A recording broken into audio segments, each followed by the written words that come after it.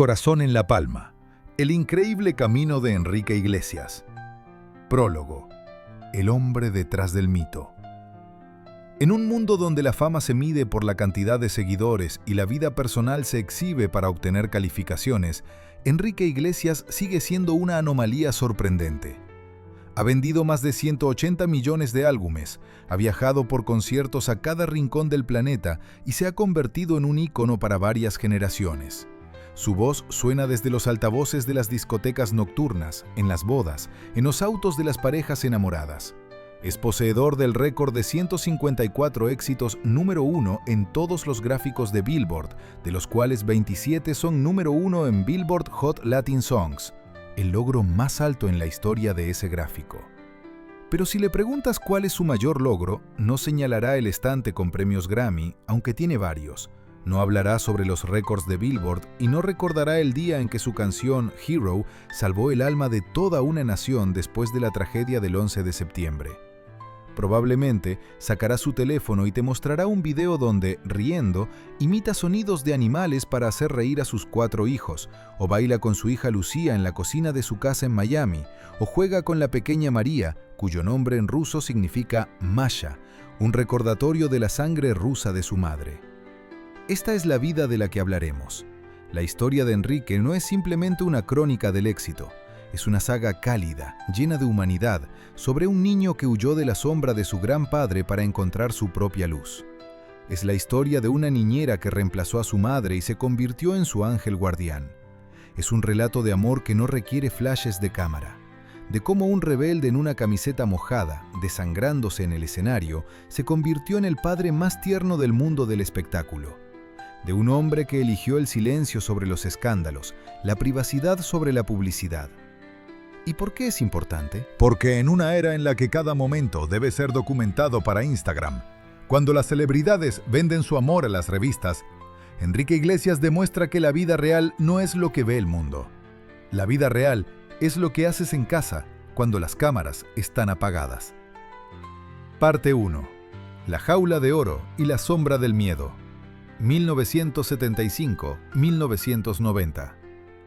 Nacido en El Brillo, Enrique Miguel Iglesias Preisler nació el 8 de mayo de 1975 en Madrid. Parecía que el destino le había entregado un billete de oro antes de su primer aliento. Su padre fue Julio Iglesias, una leyenda viviente, cuya voz de terciopelo volvía loca a las mujeres de todo el mundo. Su madre fue Isabel Preisler, una periodista filipina y celebridad de la sociedad, cuya elegancia era el estándar de España. Julio Iglesias era ya una superestrella cuando nació Enrique. En los años 70 vendía millones de álbumes, sus conciertos llenaban estadios abarrotados y su tenor se consideraba uno de los más hermosos del mundo. Isabel era una mujer igualmente brillante, culta, inteligente, con una mente afilada y modales exquisitos. En el papel parecía un matrimonio perfecto. Pero en la realidad, el matrimonio comenzó a mostrar grietas. La separación y el secuestro. Sus padres se divorciaron cuando Enrique era muy pequeño. Se quedó a vivir con su madre en España, mientras su padre construía su imperio en Miami. La vida transcurría normalmente y el pequeño niño se acostumbraba a que su papá fuera una estrella, una persona famosa y ocupada que viajaba constantemente. Pero en un día frío de diciembre de 1981, sucedió un evento que dividió su mundo en antes y después. El abuelo de Enrique, el doctor Julio Iglesias Puga, un ginecólogo conocido y respetado en Madrid, fue secuestrado. Los secuestradores fueron de la organización terrorista separatista vasca ETA, que luchaba por la independencia de la región vasca. No fue simplemente una historia criminal, fue una acción política. Una extorsión. Toda la familia se paralizó de horror. 19 días de incertidumbre. 19 días en los que Enrique, de 7 años, no sabía si su abuelo seguía vivo. 19 días en los que toda la familia fue presa del miedo. Los terroristas exigían rescate. Exigían concesiones políticas. La casa se convirtió en una cámara de tortura. Afortunadamente, la policía española realizó una operación especial exitosa y el doctor fue rescatado. Pero el trauma quedó. Y lo que es peor, Los terroristas no olvidaron los nombres de los miembros de la familia. Hicieron amenazas directas contra Enrique, su hermano Julio Jr. y su hermana Chabeli. El exilio en el paraíso. Isabel Preisler, la madre que amaba a sus hijos más que a la vida misma, tuvo que tomar una decisión que desgarra el corazón de cualquier padre. Por la seguridad de sus hijos, para que siguieran vivos, tuvo que dejarlos ir. Pusieron a Enrique, de 7 años, a su hermano y a su hermana en un avión y los enviaron a través del océano, a Miami, bajo la custodia de su padre. Para Enrique pequeño no fue un viaje a Disneyland como podría haber parecido. Fue un exilio. Una separación de su madre, a quien amaba y conocía. Una mudanza a un país extranjero, a un continente extraño, donde todo era desconocido. Su padre lo recibió en Miami, en una mansión en la isla privada de Indian Creek, un lugar donde vivía toda la élite musical de Estados Unidos. La casa era enorme, cara, llena de obras de arte y tecnología, pero no era un hogar, era una fortaleza. Una fortaleza segura para un niño salvado de los terroristas. La soledad en el paraíso. Miami lo recibió con lujo, pero no con calidez. Julio Iglesias estaba en el pico de su carrera. Pasaba meses en giras mundiales, grabando álbumes, actuando en películas. Enrique creció rodeado de riqueza, pero su infancia fue penetrantemente solitaria. Años más tarde lo recordaría en entrevistas. Cómo frecuentemente comía solo en la enorme mesa del comedor. Cómo deambulaba por las habitaciones vacías de la mansión, cómo se pegaba a la ventana esperando ver a su padre. Era evidente que su padre lo amaba, pero el amor se expresaba a través de proporcionar todo lo material. Nuevos juguetes, educación, seguridad, todo, excepto lo más importante, su presencia. Enrique comenzó a buscar calidez en otros lugares, y fue entonces que una figura entró en ese vacío. Alguien que se convirtió en el ángel guardián de toda su vida. Elvira, un ángel en un vestido simple. Su nombre era Elvira Olivares. Elvira era la niñera, una mujer simple, quizás sin educación superior, sin brillo en los salones de la sociedad, pero poseía algo que no se puede comprar con dinero, un corazón enorme e incondicional. Elvira se convirtió para Enrique en todo, madre en la ausencia de Isabel, padre en la ausencia de Julio, mejor amiga, consejera, protectora. Fue ella quien lo despertaba para la escuela con un beso suave en la frente. Fue ella quien curaba las rodillas raspadas, quien escuchaba sus miedos infantiles sobre los terroristas y la muerte, quien lo abrazaba cuando lloraba, recordando a su mamá, quien preparaba sus platos favoritos, quien creyó en él cuando el mundo parecía hostil. Entre ellos surgió una conexión más fuerte que los lazos de sangre. Elvira no era su madre biológica, pero en el sentido más importante, era su madre. Eligió ser su madre cada día. Años después, siendo ya una superestrella mundial, teniendo dinero suficiente para asegurar cualquier vida, Enrique diría en una entrevista: «La amo más que a mí mismo. Ella es la única en quien podía confiar. Ella salvó mi vida». Esta presencia cálida y constante de Elvira lo salvó del frío de la jaula de oro. Ella le dio algo que no se puede comprar con dinero, que no se puede heredar, que no se puede conquistar. La sensación de estar en casa, la sensación de ser amado, la sensación de ser importante. Y este amor era gratuito. No había contrato detrás, no había acuerdo. Simplemente una mujer que vino a trabajar en la casa de un millonario, miró a un niño solitario y decidió amarlo. Parte 2. La conspiración secreta y el engaño guatemalteco, 1990-1995. El silencio del talento. Hacia la adolescencia, Enrique descubrió en sí mismo una pasión. No una pasión por las chicas, aunque claro que también estaba. Una pasión por la música. Comenzó a escribir poesía, escondiéndola bajo el colchón como si fueran secretos de estado. Tarareaba melodías en la ducha cuando estaba seguro de que nadie lo escuchaba. Trabajaba los acordes en la guitarra en su cuarto, cerrando la puerta con llave.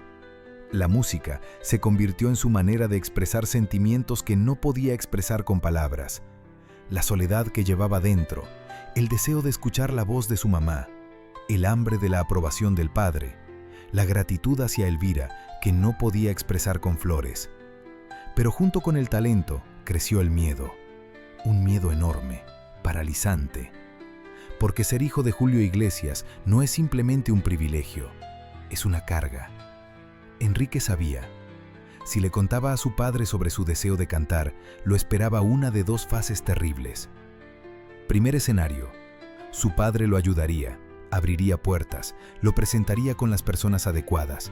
Y entonces todo el mundo diría, solo está aquí gracias a su papá, nepotismo, niño de papá. Sin las conexiones de Julio Iglesias, Enrique no es nadie. Cada uno de sus éxitos estaría en cuestión. Cada canción, incluso si fuera genial, sería recibida con escepticismo. Segundo escenario, su padre lo criticaría. Diría que no es lo suficientemente bueno, que la música no es para él, que le falta talento. Y esta crítica, viniendo de alguien que es la música, que sabe de música mejor que nadie, esta crítica lo destruiría, para siempre. Enrique eligió el tercer camino, el silencio. La doble vida del adolescente. De día, Enrique era un estudiante modelo en la prestigiosa escuela Kipperman. Diligente, educado, bien vestido. Obtenía buenas calificaciones en matemáticas e inglés. Estudiaba en la Universidad de Miami, donde estudiaba negocios como su padre consideraba correcto. Asistía a eventos de sociedad, sonreía para las cámaras, era el hijo bien educado de un cantante famoso. Pero por las noches se convertía en otra persona, un creador. Por las noches, Enrique se encerraba en su cuarto y escribía. Escribía canciones llenas de sentimiento que gritaban sobre su soledad, sus sueños, su deseo de ser amado. Escribía melodías que sonaban en su cabeza y exigían salir. La única persona que sabía de su secreto era Elvira. Ella lo escuchaba cantar detrás de la puerta cerrada y sonreía. Nunca lo criticaba, nunca se burlaba, nunca le decía que era imposible. Simplemente creía. Enrique, debes hacer esto, le decía. Es parte de ti, es tu don. $500 que cambiaron la historia. Cuando Enrique cumplió 18 años, comprendió que estaba listo. Entendía que había escrito canciones lo suficientemente buenas. Entendía que necesitaba grabar una demo profesional para enviarla a las disqueras. Quizás alguien vería su potencial, quizás podría probar que tenía talento, independientemente de su apellido. Pero grabar en el estudio costaba dinero, y no podía pedirle a su padre. Eso habría revelado inmediatamente su plan. Habría significado el fin de su secreto. Habría significado que tenía que tener una conversación para la cual no estaba listo. Y entonces sucedió un momento digno de una película de Hollywood, un guión que nadie podría haber inventado porque es demasiado perfecto. Enrique fue a hablar con su niñera. Se sentaron en la cocina y él le contó todo. Sobre las canciones, sobre el sueño, sobre el miedo, sobre el deseo de probar algo por sí mismo. Elvira lo escuchó y las lágrimas corrían por sus mejillas. Y luego hizo algo que él nunca olvidaría. Sacó sus ahorros personales. $500, todo el dinero que había ahorrado durante años trabajando como niñera. Para la familia Iglesias era una suma insignificante, el precio de una cena en un restaurante caro, pero para Elvira, una mujer simple que trabajaba por un salario modesto, eran todos sus ahorros. «Toma», dijo, extendiéndole un sobre, «para tu sueño, porque creo en ti, mi niño, porque sé que podrás». Enrique sostenía el sobre en sus manos y lloraba. Por primera vez en la vida, alguien creía en él no porque fuera hijo de Julio Iglesias, sino simplemente porque creía en él. Era no solo dinero, era el capital de la esperanza. Enrique Martínez de Guatemala. Con el dinero de la niñera en el bolsillo y fuego en el corazón, Enrique huyó. Les dijo a sus padres que iba a estudiar a Canadá, y ellos no se opusieron. Parecía una continuación lógica de su educación. Pero cuando aterrizó en Toronto, no podía seguir siendo Enrique Iglesias. Era imposible. La gente habría reconocido su apellido inmediatamente. La prensa habría sabido sobre el hijo de Julio. Las disqueras lo hubieran firmado al instante, gracias a las conexiones de su padre, o lo hubieran rechazado aún más rápido para probar que no era nepotismo. E hizo un acto de renuncia. En el estudio de grabación, Enrique escribió un nuevo nombre, Enrique Martínez. Se inventó una historia. Un chico simple de Guatemala que vino a probar suerte en la música. sin conexiones, sin dinero, sin un apellido famoso. Este era el plan de convertirse en invisible para ser escuchado de verdad. Este periodo fue uno de los más difíciles de su vida. Enrique vivía en un hotel barato, comía comida rápida y trabajaba hasta el agotamiento. Durante el día buscaba trabajo en la industria musical. Por la noche trabajaba como camarero y lavaplatos para ahorrar dinero para el tiempo de estudio. Grababa sus demos en los estudios más baratos que podía encontrar. Las grandes disqueras rechazaban su demo una y otra vez. Muy dulce, decían unos. No es el formato, decían otros. ¿Quién es este tipo Martínez? Nadie lo conoce. Escuchó la palabra no tantas veces que comenzó a creer que era la única respuesta que el mundo le daría. Pero en él había la terquedad de su padre y la fe de Elvira. Finalmente, la suerte sonrió. Una pequeña disquera mexicana, Fonovisa, especializada en música regional y corridos, vio potencial en el cantante guatemalteco y firmó con él un contrato por 3 álbumes. No era una oferta de Interscope Records, no era lo que soñaba. Era el comienzo, era una oportunidad. La ruptura con el padre. Cuando el contrato fue firmado, Enrique tuvo que revelar sus cartas. Abandonó la universidad, lo que entristeció a Isabel, y llamó a su padre. La reacción de Julio fue tempestuosa.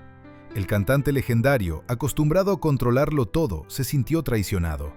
Su hijo, su carne y sangre, actuó a sus espaldas, escribía música, grababa demos, firmaba contratos.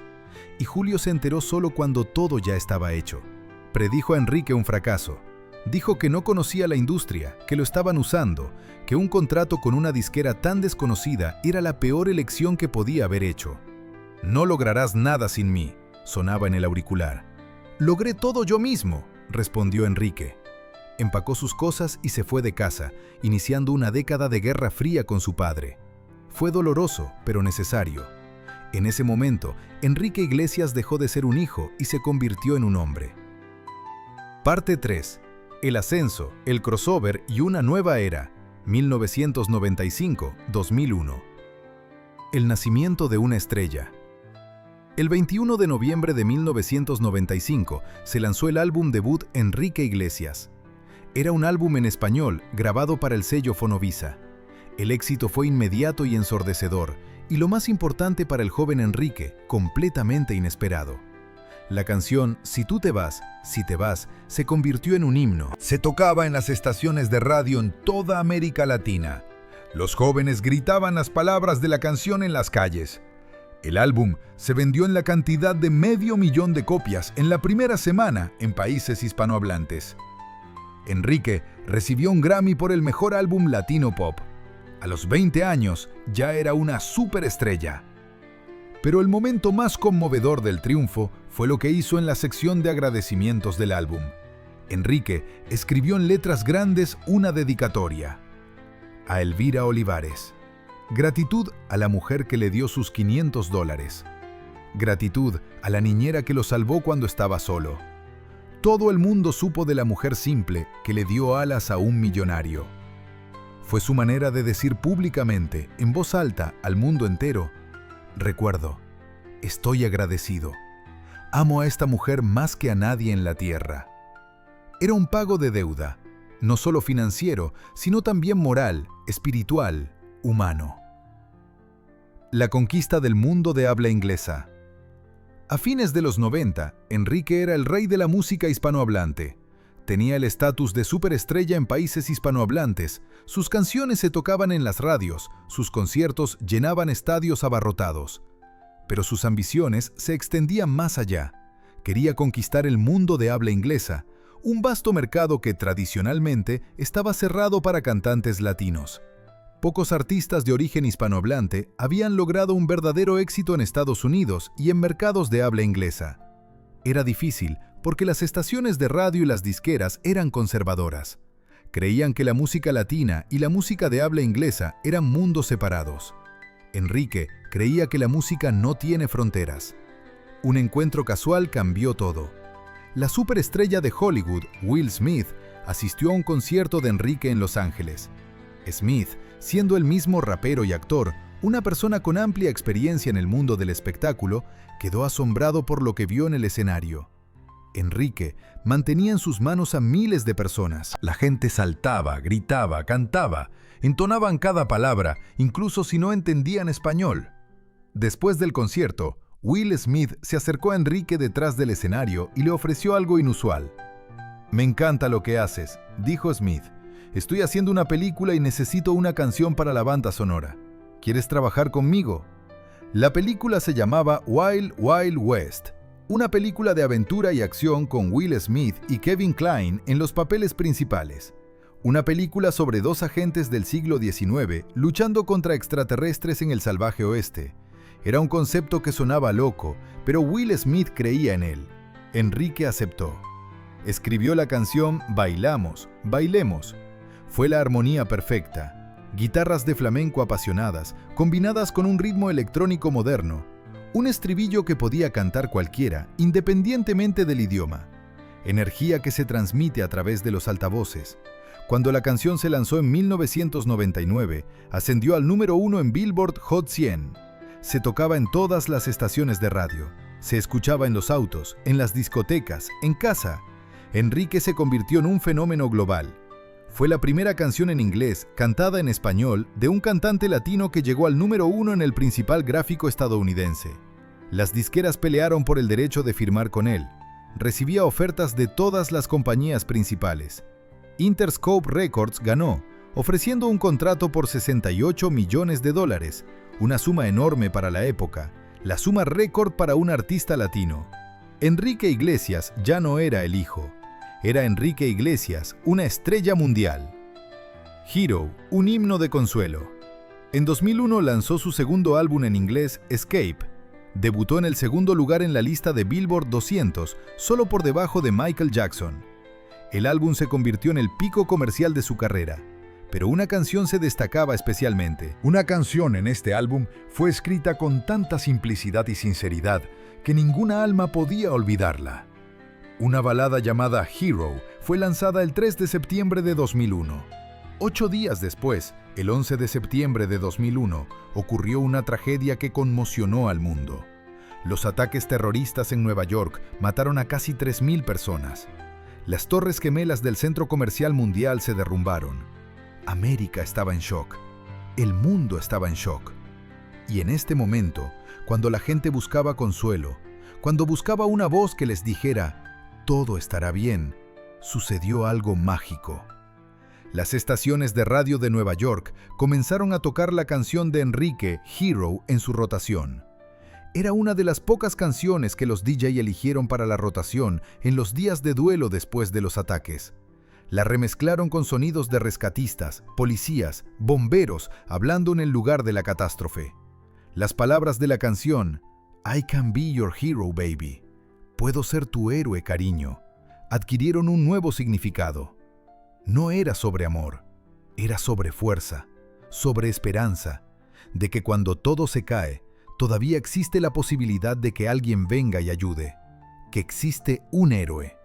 Enrique cantó la canción con lágrimas en los ojos en varios programas y conciertos conmemorativos. Y en esos momentos no era un símbolo sexual, no era un cantante en una camiseta mojada cantando sobre bailes.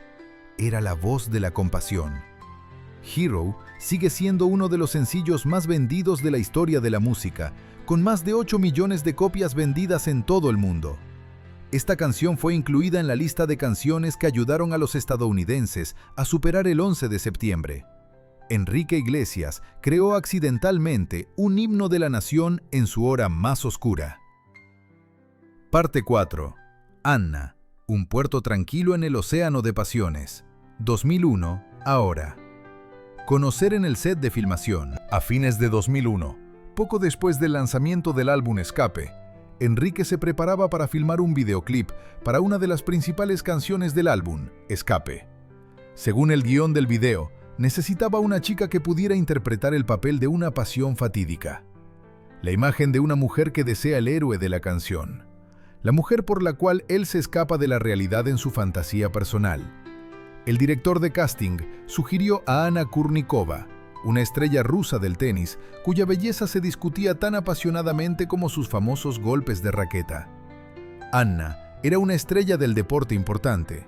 La tenista rusa, que alcanzó la 8ª posición en el ranking de la WTA, ganó 2 Grand Prix del Abierto de Australia en dobles con Martina Hingis.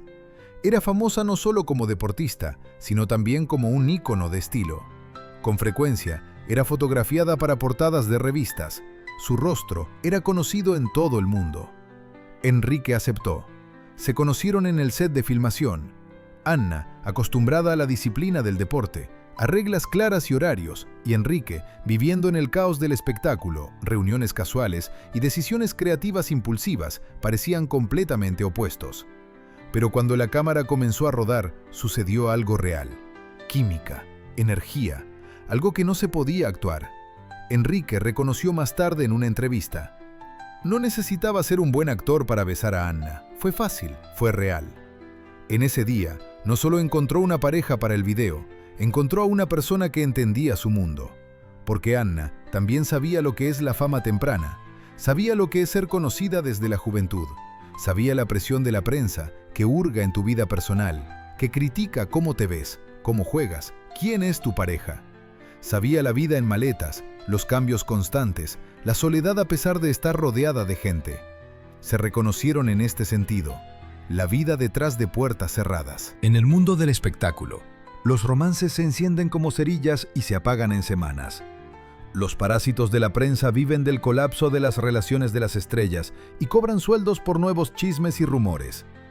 La prensa intentó enterrar la relación de Enrique y Anna decenas de veces.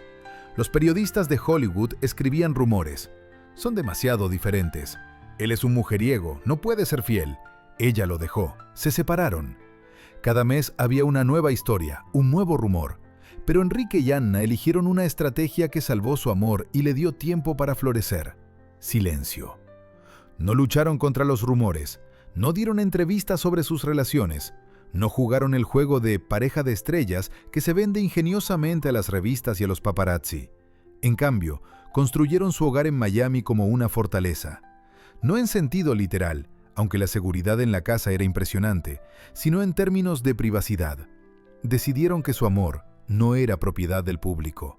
Sus relaciones no eran contenido para los materiales de los paparazzi.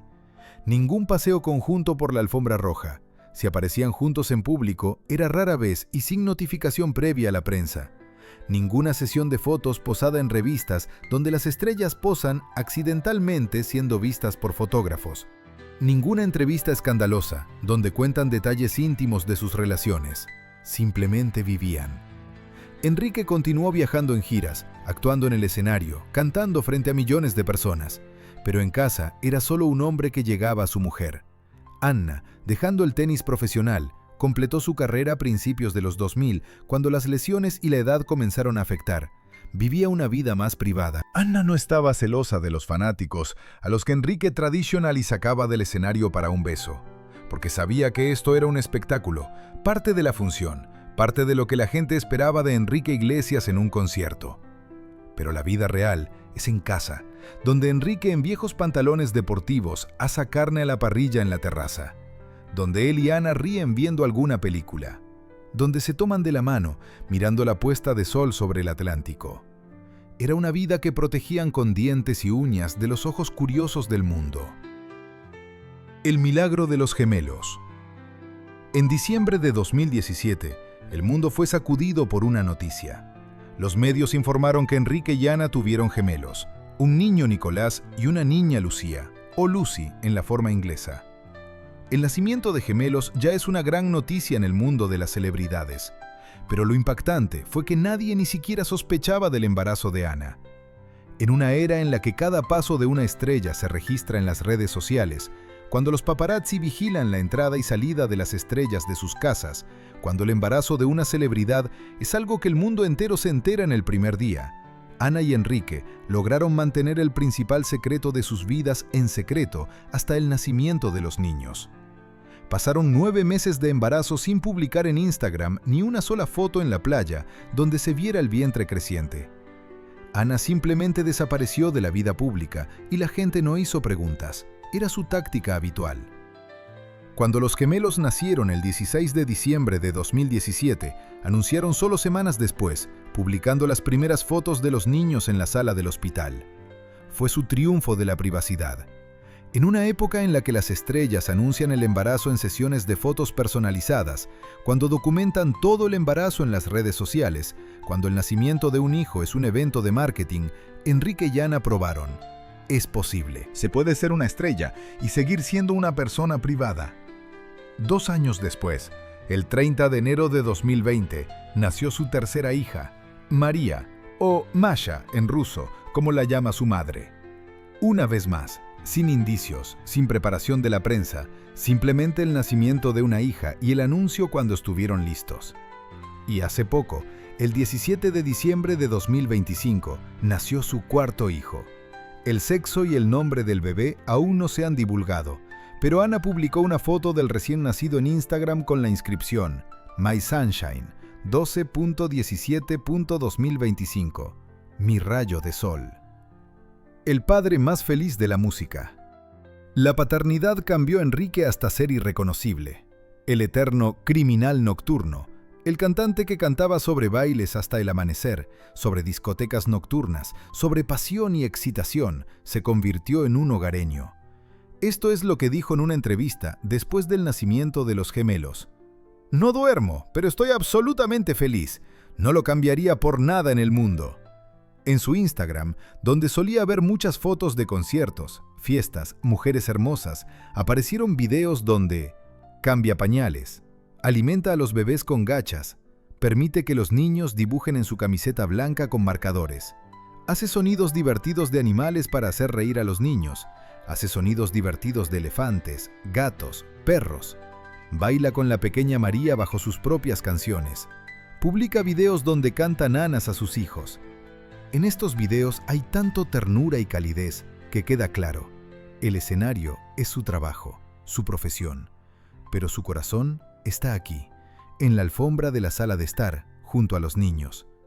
Enrique ha dicho repetidamente en entrevistas cuánto lo ha ayudado a reevaluar la vida.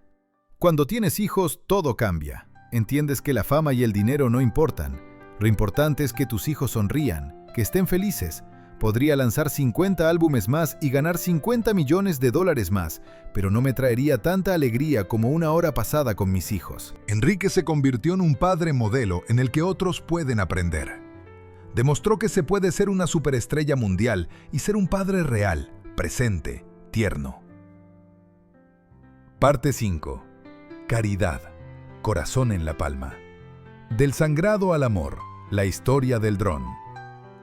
Enrique Iglesias siempre se ha distinguido por su relación especial con sus fanáticos. No construye muros entre él y el público.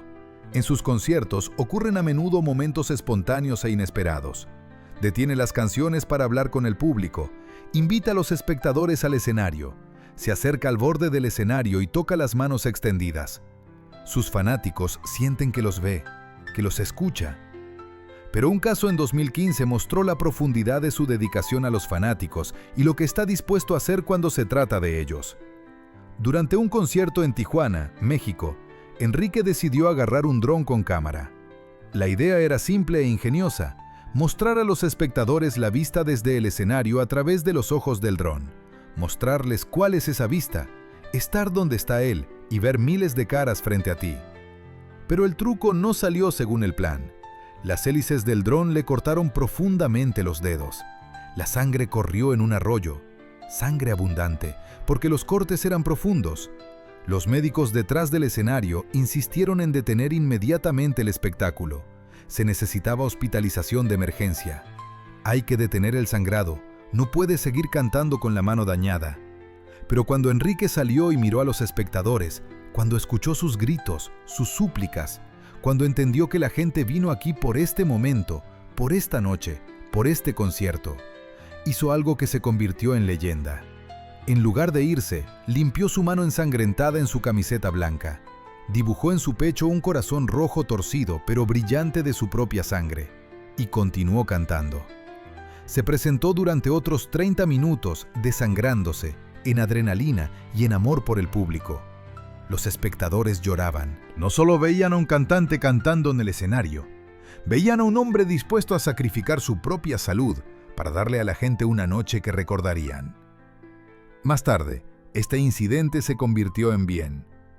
Enrique lanzó una campaña de caridad conjuntamente con la organización Save the Children, Salven a los Niños. Los diseños de camisetas con la imagen del mismo, Corazón Sangrante, se vendieron en todo el mundo. Todos los fondos obtenidos de la venta de estas camisetas, así como donaciones directas de admiradores, fueron a ayudar a niños afectados por crisis humanitarias. Enrique transformó su dolor y su sangre en ayuda para quienes la necesitaban más. Changemaker for Children, la filosofía de la caridad. Desde 2015, Enrique Iglesias es un socio permanente de la organización benéfica Save the Children, en Rusia conocida como Salven a los Niños. Es una organización humanitaria internacional que ayuda a los niños en zonas de conflicto, en países pobres, durante desastres naturales. A lo largo de los años de asociación, Enrique y sus fans han recolectado juntos más de $353,000 para la organización. Este dinero se destina a programas HEART, curación y educación a través del arte, en México, ayuda a niños a través del arte y la educación, programas de alfabetización en El Salvador, Guatemala y Perú, donaciones de Microsoft por valor de $200,000 para software en escuelas de América Central, ayuda de emergencia en terremotos, inundaciones y otras catástrofes. En 2021, Save the Children nombró oficialmente a Enrique Iglesias como Changemaker for Children, transformador del mundo para los niños, reconocimiento de su contribución para ayudar a los niños más vulnerables del planeta. Lo interesante es que Enrique siempre enfatiza, lo hace no por la fama, no para estar en las noticias, no para mejorar su imagen. Tengo la oportunidad de ayudar, dice. Tengo una plataforma, tengo una voz que el mundo escucha. Si no la uso para ayudar a quienes lo necesitan, ¿para qué existo? Cuando ocurren desastres naturales, Enrique inmediatamente se dirige a sus fans con un pedido de ayuda. Cuando ocurrió una erupción volcánica en Guatemala en 2018, publicó: "Mi corazón está con ustedes, Guatemala". Cuando se produjo un terremoto en Ecuador, su voz sonaba en llamadas de ayuda. No son palabras altisonantes ni declaraciones ruidosas. Es el trabajo silencioso y constante de una persona que sabe, tiene la obligación de ayudar a quienes tienen menos suerte. El tercer camino de Enrique, filosofía de la vida. Lo interesante es que la caridad de Enrique no se limita a Save the Children. A lo largo de su carrera, ha donado dinero a varias organizaciones que ayudan a niños, educación, atención médica. Pero lo más importante es, Enrique nunca lo hace públicamente y ruidosamente. Cuando otras celebridades organizan galas benéficas, invitan a la prensa, reciben premios, Enrique hace su trabajo en silencio. Muchas de sus donaciones se conocieron solo porque las organizaciones mencionaron su nombre en sus informes. Esto refleja su filosofía de vida. El bien verdadero no requiere aplausos. Si ayudas a alguien para recibir elogios, entonces te estás ayudando a ti mismo, no a la otra persona. Dijo en una de las raras entrevistas sobre este tema: "Ayudo porque es lo correcto, y si el mundo lo sabe o no, no importa". Parte sexto. La llamada al Padre. Curación antes de que sea demasiado tarde. 10 años de silencio. Después de la conversación en 1993, cuando Enrique dijo, "Logré todo yo mismo", entre él y su padre Julio Iglesias se instalaron el silencio. Exactamente 10 años. Durante estos 10 años, Enrique se convirtió en una superestrella. Vendió millones de álbumes, llenó estadios, rompió récords en las listas, pero su padre no estaba cerca para verlo todo. Enrique no podía llamar a su padre y compartir su alegría. Julio se enteraba de los logros de su hijo en los periódicos y las revistas, como todos los demás. Fue un dolor que nunca desapareció completamente, pero Enrique fue obstinado. Quería probar que podía lograr el éxito sin el nombre Iglesias, sin las conexiones del padre, sin su ayuda, y lo probó, completamente. Sin embargo, en su interior vivía otro dolor, la comprensión de que el tiempo pasa. Su padre se estaba haciendo mayor. A pocas personas se les da un tiempo infinitamente largo para la reconciliación. El nacimiento de los hijos y el cambio de perspectiva. Con el nacimiento de los gemelos en 2017 y la hija en 2020, algo se movió en el alma de Enrique. Al convertirse en padre, comenzó a entender lo que significa ser un padre. Entendía ahora lo difícil que es ser un artista famoso y padre al mismo tiempo. Cuán complejo es equilibrar entre la carrera y la familia. Cuán fácil es cometer errores cuando eres joven y ambicioso. Cuán difícil es comunicarse con tu propio hijo cuando hace algo con lo que no estás de acuerdo. La ira que alimentaba sus ambiciones en la juventud comenzó lentamente a ceder ante la comprensión. Ahora que tengo mis propios hijos, entiendo mucho mejor a mi padre, dijo Enrique en una entrevista. Veo que hizo lo mejor que pudo. Trató de ayudarme a su manera, pero no podía aceptarlo. Ahora lo veo de manera diferente. La llamada telefónica que lo cambió todo. Alrededor de 2019, después de acostar a los hijos, Enrique sintió un deseo irresistible de escuchar la voz de su padre. Se sentaba en la cama, mirando a los niños dormir, y entendía que la vida es corta, que el tiempo vuela, que no podía esperar más. Se sirvió vodka con hielo, no para emborracharse, sino para reunir valor. Luego marcó el número. Su padre respondió de inmediato. «Hola, papá», dijo Enrique. Lo que siguió fue una larga, cálida conversación sanadora. Hablaban no como dos superestrellas dividiendo un trono, compitiendo en las listas de éxitos. Hablaban como padre e hijo, como dos personas que habían estado separadas por el orgullo, la terquedad, la incomprensión durante muchos años. Enrique admitió que ahora entiende muchas acciones de Julio. Entiende que su padre quería protegerlo, guiarlo, ayudarlo. Que la crítica del padre no era por el deseo de herir, sino por el deseo de salvarlo. Julio, a su vez, expresó orgullo por lo que su hijo ha logrado, orgullo que ha sentido todos estos años, pero no ha podido expresar. Ambos lloraban, lágrimas de alivio, lágrimas de perdón, lágrimas de amor. El abismo que los dividía durante 10 años desapareció en una noche. Julio conoce a sus nietos. Después de esta llamada telefónica, la relación entre Enrique y Julio comenzó a restaurarse. Los encuentros se volvieron más frecuentes. Julio conoció a sus nietos, a Nicolás y Lucía, a María. Cuando los paparazzi y periodistas le preguntaban a Julio sobre sus nietos, sonreía con orgullo. «Conozco a todos mis nietos, los conozco de todo corazón». Cuando le preguntaban si se veía a sí mismo en ellos, Julio respondía: «Veo muchos rasgos de Iglesias en Lucía. En Nicolás veo más el lado ruso, pero todos son míos, y los amo más de lo que las palabras pueden expresar». Lo interesante es que incluso después de la reconciliación, Enrique y Julio no se convirtieron en una familia típica de celebridades. No dieron entrevistas conjuntas para revistas, no posaron para sesiones de fotos familiares. Simplemente disfrutaban lo que tenían, la presencia el uno del otro. Parte 7. El rey de las cosas simples, legado y filosofía. Farewell y desaceleración. En 2022-2023, Enrique anunció que estaba comenzando a trabajar en una serie de álbumes llamada Finales. Era su manera tranquila de decirle al mundo: estoy desacelerando. Quiero pasar más tiempo con mi familia. Estoy preparándome para la siguiente etapa de la vida. Para una superestrella mundial, esto fue una declaración audaz. Porque en el espectáculo es habitual nunca desacelerar.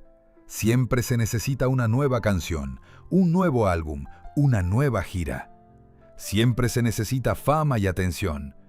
Pero Enrique eligió un camino diferente. Cuando le preguntaban si se arrepentía de poner fin a su carrera en solitario, respondía: «Viví una vida plena en la música. Logré más de lo que puedo imaginar. Estoy agradecido por todo, pero ahora quiero vivir. Quiero ver crecer a mis hijos. Quiero pasar tiempo con mi familia. Quiero ayudar a la gente que lo necesita. En esto está mi verdadera vida». Récords y números para la historia. Para completar el cuadro, esto es lo que Enrique Iglesias logró en la música: 180 millones de álbumes vendidos en todo el mundo, 154 éxitos número 1 en varios gráficos de Billboard, 27 números 1 en Billboard Hot Latin Songs Chart, récord que sigue manteniendo, más de 14.000 millones de visualizaciones en YouTube y Vivo, más de 14.000 millones de transmisiones en servicios de transmisión, múltiples premios Grammy, Billboard Awards, ASCAP, 10 giras mundiales donde actuó frente a más de 10 millones de fans. Uno de los artistas más transmitidos en la historia de la música. Estos números hablan por sí solos. Enrique no es simplemente un cantante, es una leyenda. Es uno de los artistas más exitosos de la historia de la música, independientemente de la época, independientemente del género. Pero cuando le preguntas qué logro valora más, no menciona ninguno de estos números. El verdadero héroe. La historia de Enrique Iglesias no es un cuento de hadas sobre un príncipe a quien todo le resultó fácil. No es la historia de un hombre que utilizó las conexiones de su padre para lograr el éxito. Es la historia de un hombre que pidió prestados $500 a su niñera para no depender de la riqueza de su padre. Se fingió pobre de Guatemala para que lo valoraran por talento, no por apellido. Pasó 10 años sin contacto con su padre porque quería probarse algo a sí mismo. Encontró un amor de por vida en un mundo de tentaciones y relaciones efímeras. Aprendió a perdonar y amar. Se convirtió en padre, que está presente y tierno cuando podría haber sido ausente. Abrió su corazón a la caridad y la ayuda a los necesitados. Enrique Iglesias demostró que se puede ser un ícono mundial y seguir siendo sencillo, cálido, humano. Su legado no son solo las canciones por las que baila el mundo, no son solo los récords y los premios, es un ejemplo. Un ejemplo de que el dinero y la fama no son el propósito de la vida. Un ejemplo de que el viaje más importante que hacemos es el camino a casa, hacia aquellos a quienes amamos. Epílogo. El sol en casa. Hoy, Enrique Iglesias se encuentra en esa etapa de la vida en la que no tiene nada que probar. No debe probar nada a nadie. Su lugar en la historia de la música está fijado para siempre, pero continúa con el trabajo benéfico, continúa siendo padre, continúa siendo el esposo de Ana Kournikova, la mujer que eligió porque lo entiende, porque lo ve, porque eligió quedarse con él sabiendo quién es realmente.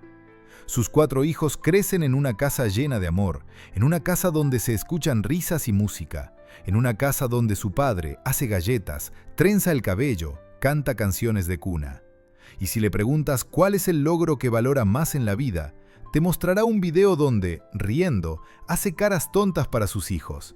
Dirá, este es mi mayor logro, ser feliz, estar en casa, estar con quienes amo. Conclusión. El hombre detrás de la música. Enrique Iglesias no es un mito, no es un ícono en sentido literal, mirando desde la distancia. Es un hombre, lleno de contradicciones, lleno de sentimientos, lleno de amor. Es el niño que estaba solo en la jaula de oro. Es el joven que se convirtió en hombre gracias a la fe de una mujer simple. Es el cantante que creó un himno para una nación en su hora más oscura. Es el padre que eligió a su familia sobre la fama. Es un hombre que abrió su corazón a la caridad. Es el esposo que protege la privacidad de su amor. Es un hombre que aprendió a perdonar. Su historia nos enseña que la verdadera fama no son millones de álbumes vendidos ni récords en las listas de éxitos. La verdadera fama es ser amado por quienes amas. Es ser conocido en los corazones de tu familia. Es ser un héroe no para millones, sino para un pequeño niño que te mira y ve a su papá. Enrique Iglesias mostró al mundo que el corazón es una palma, en la que caben todas las cosas más valiosas de la vida. Y eso es mucho más que todos los premios y récords juntos. Fin. La historia no termina. Enrique continúa viviendo, amando, ayudando. Sus hijos crecen. Su música suena en los corazones de millones de personas y esto es el verdadero logro. ¿Y cuál es tu canción favorita de Enrique Iglesias? Ahora que terminaste esta historia hermosa sobre su vida, me gustaría saber, ¿cuál es la canción de Enrique que toca tu corazón? ¿Es Hero, ese himno de esperanza? ¿O Bailamos, la canción que lo llevó al mundo? Quizás Escape, esa melódica que habla del deseo, o Heartbeat, o tal vez alguna de sus baladas románticas. Cuéntame en los comentarios o en tu próximo mensaje. ¿Cuál es la banda sonora de tu vida según Enrique Iglesias?